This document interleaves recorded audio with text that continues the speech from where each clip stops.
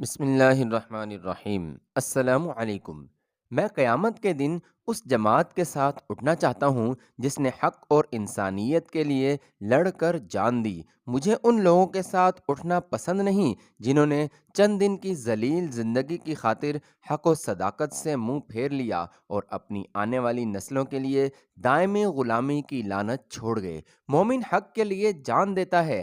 حق سے منہ پھیر کر زندہ رہنا اپنے لیے باعث ننگ و عار سمجھتا ہے۔ ہم تعداد میں بہت تھوڑے ہیں، ہمارے ذرائع محدود ہیں، لیکن اپنے ماضی کی تاریخ کے اوراق الٹ کر دیکھو اور وہ دن یاد کرو جب کہ حق پرستوں کی ایک مٹھی بھر جماعت نے اپنے پیٹ پر پتھر باندھ کر کیسر و کسریٰ کی سطوت کے پرچم سرنگوں کر دیے تھے۔ وہ دن یاد کرو جب طارق بن زیاد نے اندلس کے ساحل پر پہنچ کر اپنا سفینہ جلا دیا تھا اور اپنے جان بازوں کو یہ پیغام دیا تھا کہ مسلمانوں کے پاؤں آگے بڑھنے کے لیے ہیں، پیچھے ہٹنے کے لیے نہیں۔ ہماری جنگ وحشت اور سربریت کے خلاف انسانیت کی بغاوت ہے، یہ اصول کی جنگ ہے۔ اگر ہم لڑتے ہوئے ختم ہو جائیں تو بھی ہمارا مقصد زندہ رہے گا۔ انسانیت ہر دور میں وحشت کے خلاف آواز بلند کرتی رہے گی۔ ہر زمانے میں حق پرستوں کا کوئی نہ کوئی گروہ اس عظیم الشان مقصد کے لیے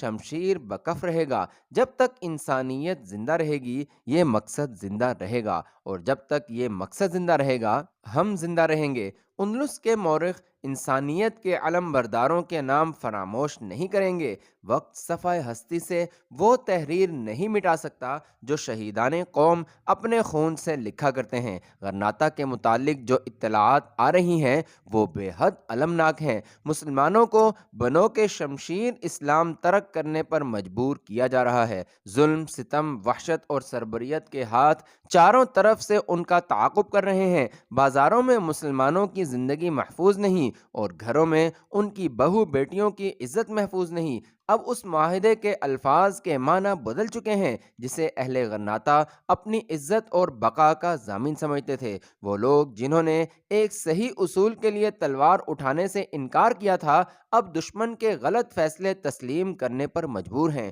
وہ لوگ جنہوں نے اپنی عزت اور آزادی کے لیے خون بہانے سے دریغ کیا تھا اب بے بسی کے آنسوؤں سے اپنی تاریخ کا آخری باب لکھ رہے ہیں۔ انہوں نے آزادی کے تاج پر غلامی کی زنجیروں کو ترجیح دی۔ انہوں نے یہ سمجھا تھا کہ وہ غلامی کا نہایت معمولی بوجھ اٹھا کر زندگی کے ہزاروں انعامات حاصل کر سکیں گے، لیکن اب ان پر زندگی کی نعمتوں کے دروازے بند ہو چکے ہیں اور غلامی کا بوجھ آئے دن زیادہ ہوتا جا رہا ہے۔ ان کی ہڈیاں اس بوجھ کے نیچے پس رہی ہیں، لیکن وہ احتجاج نہیں کر سکتے۔ ان میں سے بعض کا یہ خیال تھا کہ وہ عیسائی بن کر ان آلام و مصائب سے نجات حاصل کر لیں گے، لیکن اب وہ یہ محسوس کر رہے ہیں کہ غلام عیسائی اور حکمران عیسائی میں بہت فرق ہے۔ میرے دوستو، جب تک میں زندہ ہوں اور آپ میرے ساتھ ہیں، میں یہ وعدہ کرتا ہوں کہ اس وادی میں غرناطہ کی تاریخ نہیں دہرائی جائے گی۔ ہم لڑیں گے، ہم آخری دم تک لڑیں گے۔ اندلس کی خاک ہماری بے بسی کے آنسو دیکھنے کے بجائے ہمارے خون سے سیراب ہوگی۔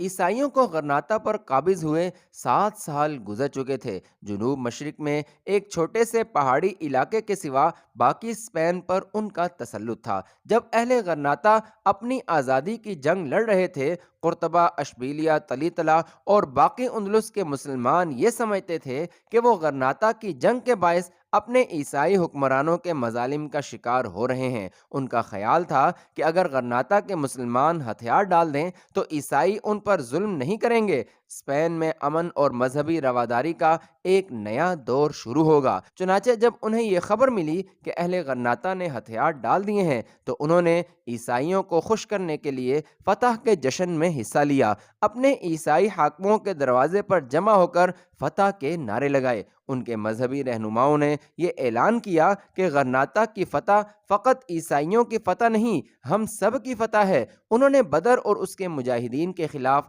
ملک کے ساتھ غداری کا الزام لگایا، جو اب تک پہاڑوں اور جنگلوں میں آزادی کی جنگ لڑ رہے تھے، لیکن 7 سال کے عرصے میں انہیں معلوم ہو چکا تھا کہ ظلم کی چکی میں غرناطہ ایک ایسا سخت پتھر تھا جو اس کے دو پارٹوں کے درمیان حد فاصل کا کام دے رہا تھا، اور اس پتھر کے ہٹ جانے کے بعد چکی کے دونوں پارٹ آپس میں مل چکے تھے۔ وحشت اور سربریت کا سیلاب جو ایک مدت سے غرناطہ کے حدود پر رکا رہا، اب اپنے راستے کا آخری پتھر ہٹانے کے بعد ہر سمت سے مسلمانوں کا تعاقب کر رہا تھا۔ اندلس کے وہ مسلمان جو فتح کے لیے اہل غرناطہ کا ساتھ نہ دے سکے، اب ذلت، رسوائی اور مظلومیت میں ان کے ساتھ برابر کے حصے دار تھے۔ وحشت کے ہاتھ ہر بستی اور ہر شہر میں انسانیت کا دامن نوچ رہے تھے۔ عیسائی حکومت نے یہ اعلان کیا تھا کہ اسپین کے مسلمانوں کے لیے اب صرف 3 راستے ہیں: ترک اسلام،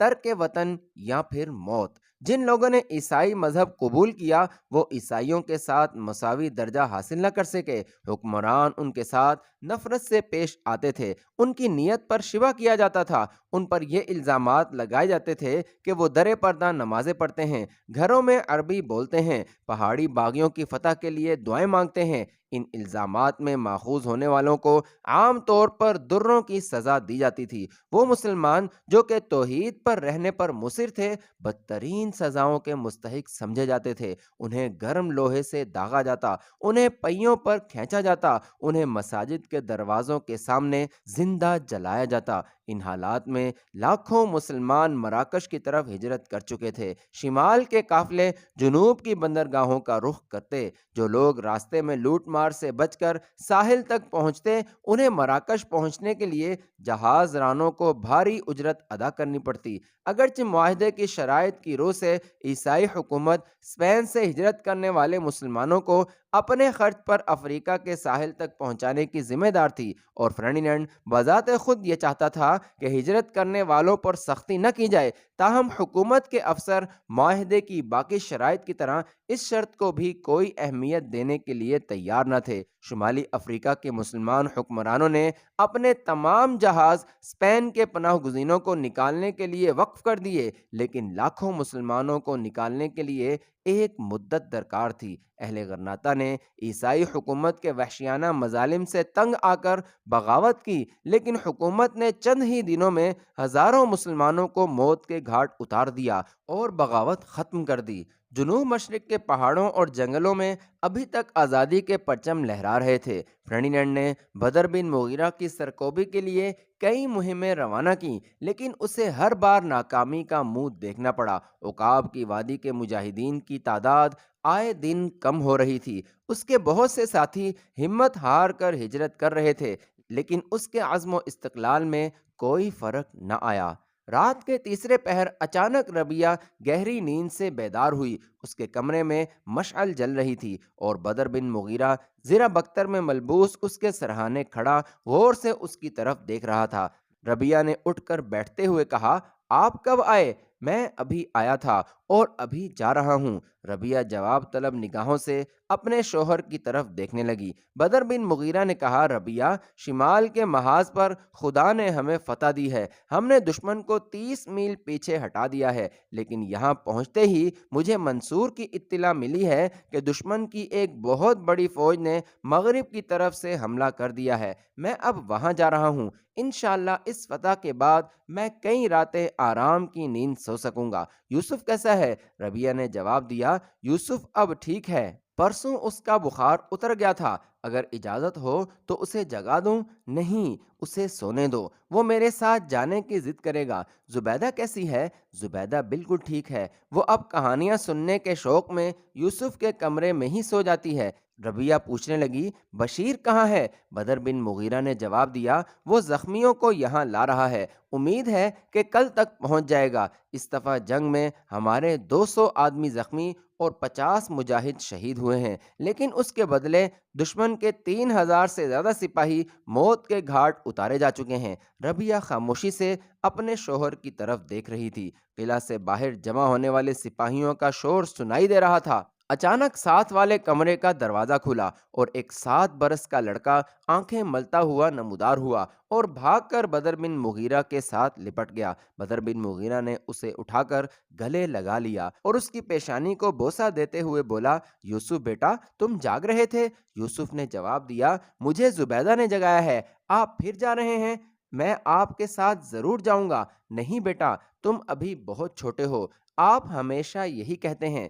زبیدہ سے پوچھیں، میں نے آج اس کی گڑیا ہوا میں اچھال کر اسے تیر کا نشانہ بنایا تھا۔ وہ کہتی تھی، اب تم بڑے ہو گئے ہو، اب تم جہاز پر جا سکتے ہو۔ نہیں بیٹا، ابھی تمہارے ننھے ننھے ہاتھ تلوار اور نیزہ اٹھانے کے قابل نہیں۔ تم ابھی تک ننھی سی کمان کے ساتھ کھیلتے رہو۔ جب تم بھاری کمان سے تیر چلانے کے قابل ہو جاؤ گے، میں تمہیں اپنے ساتھ لے جاؤں گا۔ ابھی تمہیں اپنی ماں کے ساتھ رہنا چاہیے۔ لیکن ابا جان، جب تک میں بڑا ہو جاؤں گا یہ جنگ ختم تو نہیں ہو جائے گی؟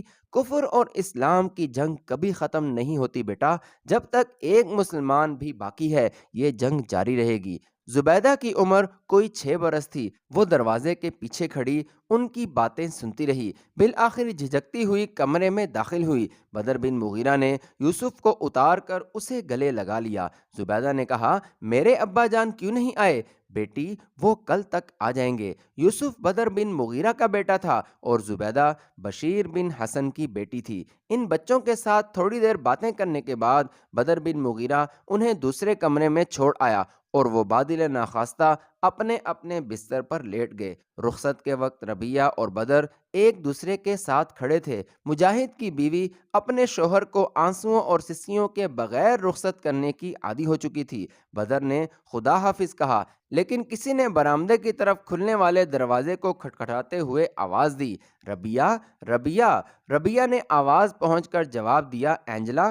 اینجلا دروازہ کھول کر کمرے میں داخل ہوئی اور سہمی ہوئی نگاہوں سے ان کی طرف دیکھنے لگی۔ بدر نے کہا، اینجلا، بشیر یہاں کل تک پہنچ جائے گا، وہ زخمیوں کو یہاں لا رہا ہے۔ اینجلا نے اطمینان کا سانس لیتے ہوئے کہا، میں نیچے سپاہیوں کا شور سن کر بیدار ہوئی تھی، معلوم ہوتا ہے آپ پھر کہیں جا رہے ہیں۔ بدر بن مغیرہ نے ربیہ کی طرف دیکھا اور خدا حافظ کہہ کر تیزی سے قدم اٹھاتا ہوا باہر نکل گیا۔ تھوڑی دیر بعد ربیہ اور اینجلا دریچے میں کھڑی باہر جھانک رہی تھیں۔ مجاہدین کی فوج قلعے سے نکل کر جنگل میں روپوش ہو چکی تھی، لیکن گھوڑوں کی ٹاپ ابھی تک سنائی دے رہے تھے۔ یہ ٹاپ آہستہ آہستہ کم ہوتے گئے اور بالآخر فضا میں گم ہو کر رہ گئے۔ ربیہ اور اینجلا باہر جھانکنے کے بجائے ایک دوسرے کی طرف دیکھ رہی تھیں۔ ساتھ کے کمرے میں ان کے بچے یوسف اور زبیدہ بھی اپنے اپنے بستر سے اٹھ کر دریچے کے ساتھ کھڑے تھے۔ سن شعور سے لے کر اب تک ان کے کانوں نے جس آواز کو دلچسپی سے سنا تھا وہ قلعے سے جانے والے اور قلعے کی طرف آنے والے گھوڑوں کی آواز تھی۔ قلعے کے چند کمرے زخمیوں سے بھرے ہوئے تھے۔ اینجلا اور ربیہ جو مرہم پٹی کا کام سیکھ چکی تھیں، طبیبوں اور جراحوں کا ہاتھ بٹا رہی تھیں۔ گزشتہ چند دن انہوں نے نہایت بے آرامی کی حالت میں گزارے تھے۔ مغربی محاذ سے آنے والے زخمیوں کی تعداد میں آئے دن اضافہ ہو رہا تھا۔ اس قلعے کے علاوہ چند میل کے فاصلے پر ایک اور قلعے میں بھی زخمیوں کے علاج کا بندوبست کیا جا چکا تھا، اس لیے بشیر بن حسن کو دن میں ایک بار وہاں بھی جانا پڑتا تھا۔ جنگ کے متعلق آئے دن تشویقناک خبریں آ رہی تھیں۔ مجاہدین دشمن کو کئی بار پیچھے ہٹا چکے تھے، لیکن ہر شکست کے بعد دشمن تازہ سپاہ میدان میں لا رہا تھا۔ یہ سرحدی عقاب کی پہلی جنگ تھی جس میں شہیدوں کی تعداد 1000 تک پہنچ چکی تھی۔ ایک دن علی الصباح محاذ جنگ سے آنے والے قاصد نے بشیر بن حسن کو یہ خوشخبری دی کہ مجاہدین فرڈیننڈ کی افواج کو شکست دینے کے بعد ان کا تعاقب کر رہے ہیں۔ قلعے میں فتح کا نعرہ بجایا گیا۔ آس پاس کی بستیوں اور فوجی چوکیوں میں رہنے والے لوگوں کے کان اس نعرے کے مفہوم سے آشنا تھے اور وہ اس کے جواب میں اپنی اپنی جگہ نعرے بجانے لگے۔ آن کی آن میں عقاب کی وادی کے ایک سرے سے لے کر دوسرے سرے تک نعروں کی گونج سنائی دینے لگی۔ ہر بستی کے بچے، بوڑھے اور عورتوں کی زبان پر اللہ اکبر کا نعرہ تھا۔ وہ لوگ جنہیں آئے دن زخمیوں اور شہیدوں کی تعداد میں اضافے کی خبریں سن کر جنگ کے نتائج کے بارے میں تشویش تھی، بارگاہ ایزدی میں تشکر کے آنسو پیش کر رہے تھے۔ قلعے کے اندر بعض زخمی فتح کی خبر سنتے ہی اپنے اپنے کمرے سے باہر نکل آئے اور وہ زخمی جو چلنے کے قابل نہ تھے اٹھ کر بیٹھ گئے۔ مرجھائے ہوئے چہروں پر زندگی کا خون دوڑ رہا تھا، سہمی ہوئی نگاہیں فخر اور غرور کے ساتھ آسمان کی طرف اٹھ رہی تھیں۔ قلعے کے پہرے دار زخمی مجاہدین سے بغل گیر ہو رہے تھے۔ ربیہ اور اینجلا اپنے کم سن بچوں کے ساتھ بالائی منزل کی گیلری میں کھڑی مجاہدین کے پرجوش نعرے سن رہی تھیں۔ تھوڑی دیر بعد آس پاس کی بستیوں کے لوگ فتح کی تفصیلات معلوم کرنے کے لیے اس قلعے کا رخ کر رہے تھے۔ شام تک ان لوگوں کا تانتا بنا رہا۔ بستیوں کے لوگ دیر تک اپنے محبوب رہنما کا انتظار کرتے رہے، لیکن جب رات ہو گئی اور بدر بن مغیرہ کی آمد کے بارے میں کوئی اطلاع نہ ملی تو انہوں نے اپنے اپنے گھر کا رخ کیا۔ عشاء کی نماز کے بعد بشیر بن حسن مسجد سے نکل کر مریضوں کے کمرے کا رخ کر رہا تھا کہ قلعے کے باہر چند گھوڑوں کے ٹاپ کی آواز سنائی دی۔ بشیر رک کر دروازے کے باہر دیکھنے لگا۔ پہرے دار نے دروازہ کھولا اور 4 سوار اندر داخل ہوئے۔ ایک سوار اپنا گھوڑا روک کر پہرے دار سے مخاطب ہوا، بشیر بن حسن کہاں ہے؟ بشیر بن حسن سوار کی آواز پہچان کر آگے بڑھا اور بولا، ابو حسن میں یہاں ہوں۔ ابو حسن نے کہا، میں آپ کو لینے آیا ہوں، جلدی تیار ہو جائیں، بدر زخمی ہے۔ بشیر نے گھبرا کر سوال کیا، بدر زخمی ہے؟ کہاں ہے وہ؟ یہاں سے کوئی 8 کوس کے فاصلے پر وہ بے ہوش ہو گیا تھا، اس لیے اسے ہم یہاں نہیں لا سکے۔ وہ ندی کے پل کے پاس بربریوں کی بستی میں ہے، میں ابھی آتا ہوں۔ بشیر یہ کہہ کر ادویات کا تھیلا لینے کے لیے بھاگا اور ابو حسن نے سپاہیوں کو جو اس کے گرد جمع ہو رہے تھے تازہ دم گھوڑوں پر زینے ڈالنے کے لیے کہا۔ بدر بن مغیرہ بستی کے سردار کے مکان میں بستر پر پڑا تھا۔ اسے بستر پر لیٹے لیٹے 3 بار غش آ چکا تھا۔ کمرے میں منصور بن احمد کے چند آدمی اس کے بستر کے قریب کھڑے تھے۔ ان میں سے 2 وہ طبیب بھی تھے جو میدان جنگ سے بدر کے ساتھ آئے تھے۔ وہ لوگ جنہیں کمرے سے باہر روکا گیا تھا رو رو کر اپنے محبوب رہنما کے لیے دعائیں مانگ رہے تھے۔ بدر بن مغیرہ کے بدن پر 7 زخم تھے۔ زخمی ہونے کی حالت میں بھی اس نے کئی کوس تک دشمن کا پیچھا کیا تھا اور اس کا بہت سا خون ضائع ہو چکا تھا۔ لوگ انتہائی بے قراری سے بشیر بن حسن کا انتظار کر رہے تھے۔ بدر بن مغیرہ نے چوتھی بار ہوش میں آ کر پانی مانگا۔ منصور نے اسے اپنے ہاتھ کا سہارا دے کر پانی پلایا۔ پانی کے چند گھونٹ پینے کے بعد بدر نے نحیف آواز میں کہا، مجھے قرآن سناؤ۔ ایک خوش الحان شخص نے قرآن کریم کی تلاوت شروع کر دی۔ مجاہد نے سرور میں آ کر آنکھیں بند کر لیں۔ طبیب نے آگے بڑھ کر نبض پر ہاتھ رکھنے کی کوشش کی، لیکن بدر بن مغیرہ نے مسکراتے ہوئے کہا، اب میں بے ہوش نہیں ہوں، یہ آواز مجھے جگایا کرتی ہے، سلایا نہیں کرتی۔ دور سے گھوڑوں کی ٹاپ سنائی دی اور تھوڑی دیر بعد بشیر بن حسن تیزی سے قدم اٹھاتا ہوا کمرے میں داخل ہوا۔ لوگ ادھر ادھر ہٹ گئے۔ بشیر کو دیکھ کر بدر کے مرجھائے ہوئے چہرے پر اچانک بشاشت آ گئی۔ بشیر نے آگے بڑھ کر اس کی نبض پر ہاتھ رکھ دیا۔ بدر نے ایک ہلکی سی مسکراہٹ کے ساتھ اپنے طبیب کا خیر مقدم کیا اور کچھ دیر دروازے کی طرف دیکھنے کے بعد اس کی متلاشی نگاہیں بشیر کے چہرے پر مرکوز ہو گئیں۔ بشیر نے اس کا مطلب سمجھتے ہوئے کہا، وہ ابو حسن کے ساتھ آ رہی ہیں، تھوڑی دیر تک پہنچ جائیں گی۔ بدر نے آنکھیں بند کر لیں۔ بشیر نے منصور اور 2 طبیبوں کے علاوہ سب کو کمرے سے باہر چلے جانے کے لیے کہا۔ جب وہ باہر نکل گئے تو اس نے طبیبوں کی طرف متوجہ ہو کر کہا، یہ پھر بے ہوش ہو رہے ہیں، تم نے خون بند کرنے میں تاخیر سے کام لیا۔ ایک طبیب نے جواب دیا، انہوں نے زخم کھانے کے بعد بھی دشمن کا دور تک پیچھا کیا تھا۔ بشیر نے اپنا تھیلا کھولا، ایک شیشی نکالی اور دوائی پیالی میں ڈالنے کے بعد منصور کی طرف دیکھا۔ منصور نے اپنے ہاتھوں سے بدر کے سر کو سہارا دیا۔ بدر نے کراہتے ہوئے آنکھیں کھولیں۔ بشیر نے دوا کی پیالی کو اس کے منہ کو لگاتے ہوئے کہا، پی لیجئے۔ بدر نے دوائی پینے کے بعد آنکھیں بند کر لیں۔ منصور نے آہستہ سے اس کا سر تکیے پر رکھ دیا۔ بدر کے اشارے پر ایک طبیب نے شمع دان اٹھا کر بدر کے بستر کے قریب رکھ دیا۔ بشیر نے غور سے بدر کا چہرہ دیکھنے کے بعد کہا، یہ کسی زہر آلود ہتھیار سے زخمی ہوئے ہیں، میں تمام زخم دیکھنا چاہتا ہوں۔ بشیر بن حسن کے ساتھی یکے بعد دیگرے زخموں کی پٹیاں کھول رہے تھے اور وہ ہر زخم پر تازہ پھاہے رکھنے اور نئی پٹیاں باندھنے میں مصروف تھا۔ ابھی وہ اس کام سے فارغ نہیں ہوا تھا کہ بستی کے باہر